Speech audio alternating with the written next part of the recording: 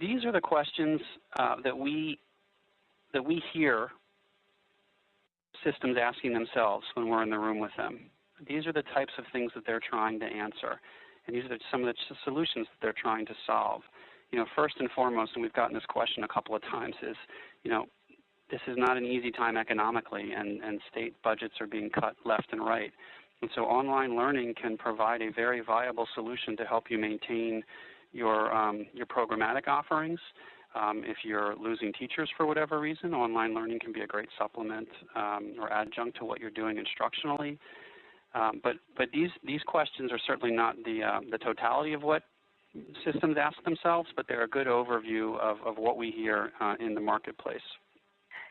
One of the things that school systems are struggling with in the budget crisis is the ability to offer courses at the edge. Those extension for students who need more, and those remediation courses for students who need to review and catch up, because those classes are often small, and that's where school districts have to cut. I can no longer have any small classes because it's too expensive.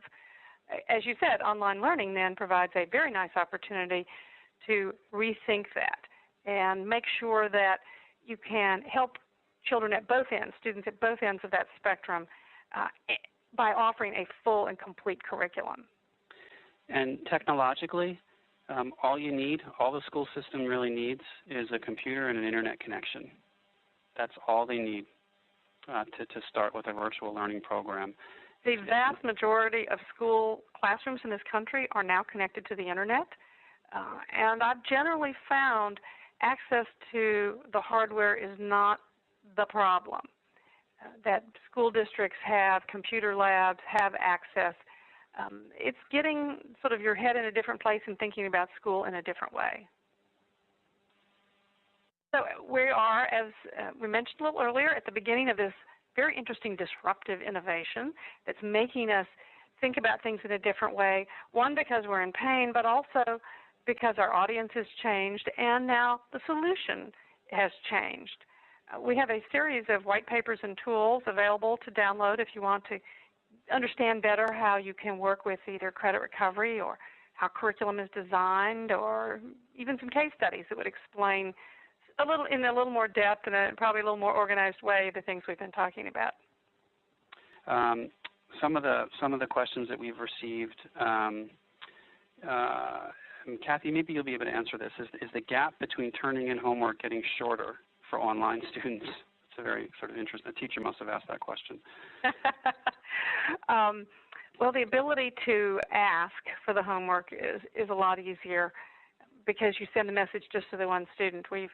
As a teacher, often you used to use a shotgun. You'd yell at the whole class. You'd be upset with the whole class because people weren't turning in homework because it was too hard to go desk to desk and get the 15 out of the 30 that weren't participating.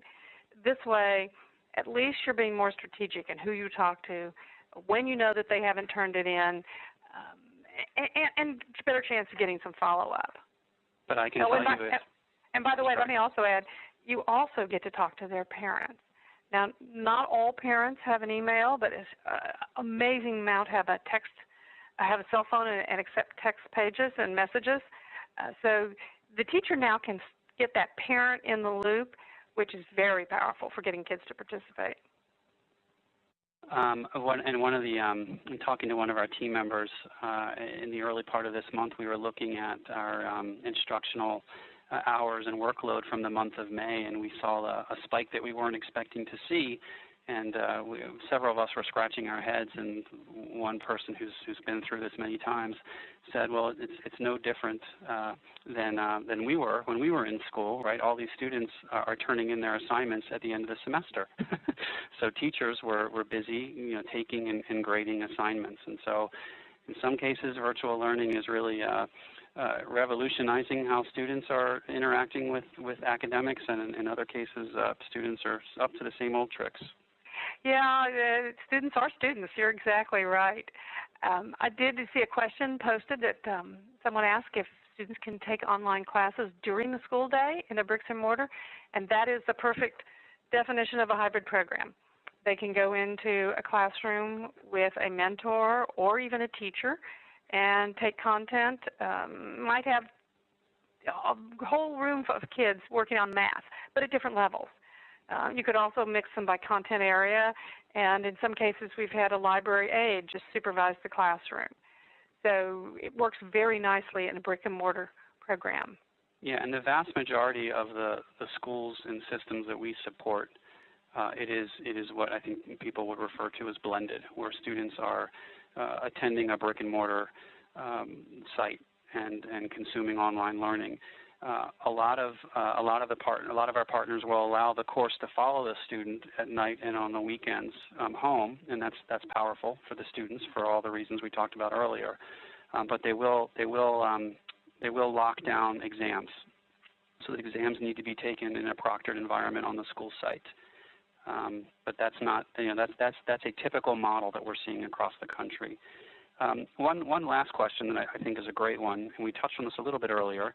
But the question asks, what's the most important part of a successful virtual learning project? Is it the curriculum? Is it the teachers? Is it the manipulatives? Is it the service offering? What makes a successful virtual program? And I think the answer really is all of the above. I think that a successful program is one that can be tailored around the needs and the points of pain that you are having as a school district. And you can't underestimate that. And so you need to be very purposeful about understanding what is it that we're trying to achieve, not just tomorrow with virtual learning, but where do we want to go in 12 months or 36 months? And you need to find a model that works with you that can meet the short term as well as evolve over time to grow into meet the long-term needs. And if you go back to our survey that appeared in USA Today, 70% of students say the best quality they need in a teacher is someone who can explain things clearly. And that's a huge advantage, whether it's the curriculum or the teacher backing up the curriculum. In online learning, you get high-quality explanations. You can review them over again. It didn't just whiz by you and now you've missed it. And behind that, there's a high-quality teacher who's available to talk to you about it if you need to see it from a different approach. So I think with that, we're going to close out the webinar. I want to thank Kathy for participating and sharing all of your insights and the details from the survey that Aventa commissioned. I also want to thank eSchool News for the opportunity to partner with them to do this. And I'm going to turn it back over to Shauna. And Greg, before we leave, let me thank all the participants who've logged on and offered great questions and participated with us today. Yes, agreed. Okay.